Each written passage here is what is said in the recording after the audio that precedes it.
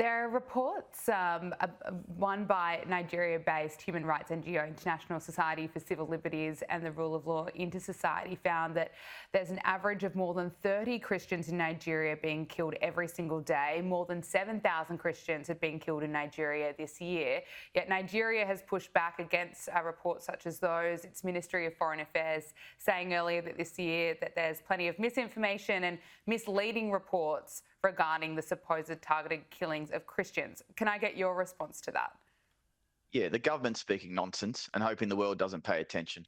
Nigeria today is an epicenter of Christian martyrdom. Since the year 2000, more than 60,000 Christians have been murdered by Islamist groups like Boko Haram, heavily armed Fulani militia.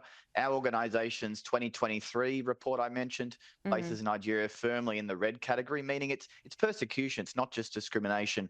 You know, what makes Nigeria unique is that Christians are not even a tiny minority. They make up almost half the population, 100 million people, yet they live as if they're second-class citizens, especially in the north. The Nigerian government's failed to take any meaningful action to prevent attacks, and the violence is relentless. In Benue State alone, one diocese recorded 93 villages attacked, 330 farmers killed in just a year. This past June, a couple months ago, another attack in Benue. A gunman raided a town, killed 100 people, forced 4,000 to leave. And it's not just killings, Gabriella. We're speaking of abductions, burned villages, destruction of churches, millions forced into camps where they lack even the basics. And every single day, Nigerian Christians wake up to the fresh news of kidnappings or attacks. It's not sporadic, it's systematic, it's targeted, it's gone on for decades with little accountability. Absolutely horrific. Can you talk to us about how the aid to the Church in Need supports the suffering, oppressed and persecuted Christians? Yeah, sure. Look, for 80 years, the work of HCN has been to keep the faith alive, as we say, in those places where it's under greatest assault through persecution, oppression, poverty. We're not a humanitarian or a development agency. We're what's called a pastoral agency. Our work is to sustain the faith directly. So we build, or in the case of Africa, rebuild churches often, sustain poor nuns, priests, provide them with means of transport. In all, we undertake about 6,000 projects a year, completely funded by, in our case, Catholics around the world, no funding from church or state.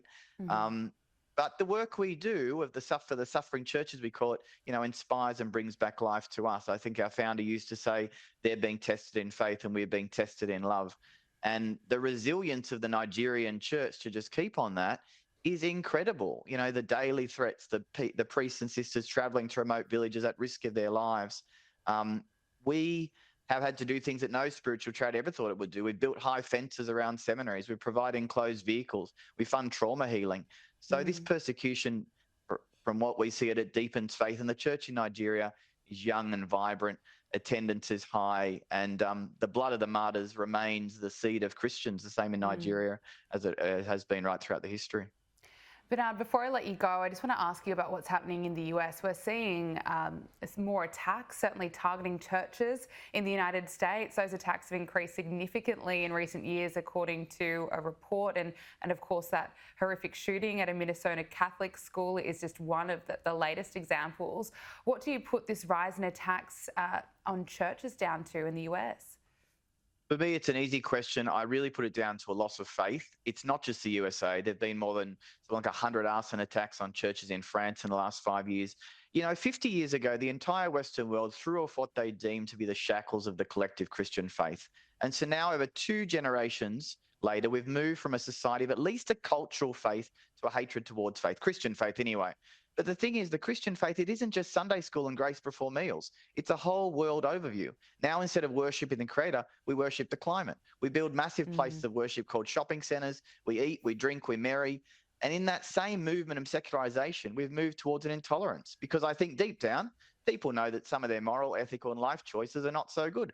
We shoot the messenger, and there's no shortage of examples. 2,000 years ago, King Herod put the head of John the Baptist on a plate because he told him he shouldn't commit adultery. 3 weeks ago, someone shot Charlie Kirk in the head because the person didn't want to be told that a person's sex is an 8. None of us like being confronted about our sins and failings. Christians don't like it either. I don't. But Christianity provides a framework and a system to better oneself. Radical secularization preaches intolerance. So, the news will continue to see violence against Christians and Christian churches. Bernard Toutounji, National Director of Aid in the Church in Need, Australia and New Zealand. Thank you so much for your time. We really appreciate it. Thanks, Gabriella. See you later.